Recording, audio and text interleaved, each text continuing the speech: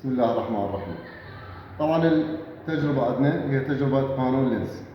التجربة هنا عندنا ملف وعندنا مفتاح وعندنا مقاومة متغيرة وهنا قضيب حديد، وعندنا هنا حلقات من الألمنيوم.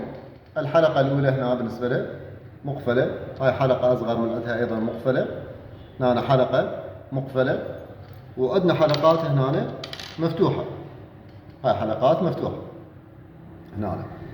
نلاحظ هنا عند إجراء التجربة راح نلاحظ هنا هاي الحلقة المقفلة إذا خليناها وشغلنا نلاحظ تنافر الحلقة مع الملف، دلالة على تولد تيار محتث في الحلقة وتولد مجال مغناطيسي معاكس للمجال المغناطيسي اللي يولد الملف. هاي الحالة. الحلقة الأخرى أيضا صار بها تنافر. حلقة أخرى عندنا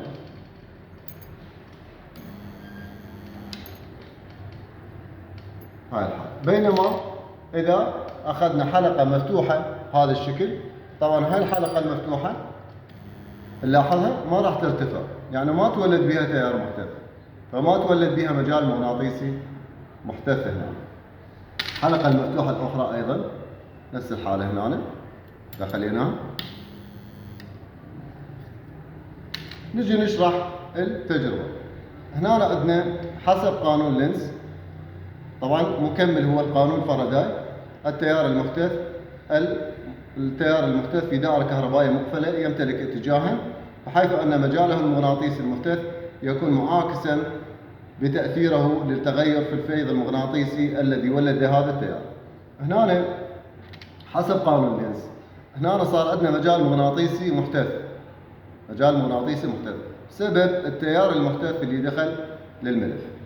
هذا المجال المغناطيسي المحتث ايش راح يولد بالحلقة؟ يولد بالحلقة تيار محتث. التيار المحتث اللي يتولد بالحلقة راح يولد مجال مغناطيسي مخالف للمجال المغناطيسي اللي يولده الملف. فهنا إذا ناخذ اتجاه التيار بهذا الشكل راح يكون اتجاه القوة المغناطيسية للأعلى بهاي الحالة.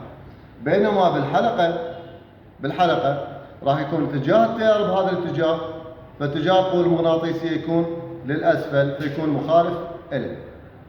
فهنا صار بيناتهم تنافر.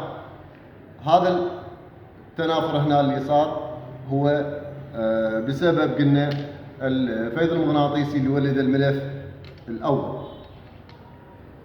هذا الموضوع هنا تجربة لقانون لينز. وشكرا.